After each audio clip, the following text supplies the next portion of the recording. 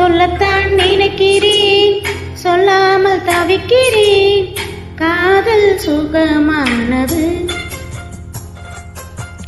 வாசப்படி ஓரமாய் வந்து வந்து பார்க்கும் தேடல் சுகமானது.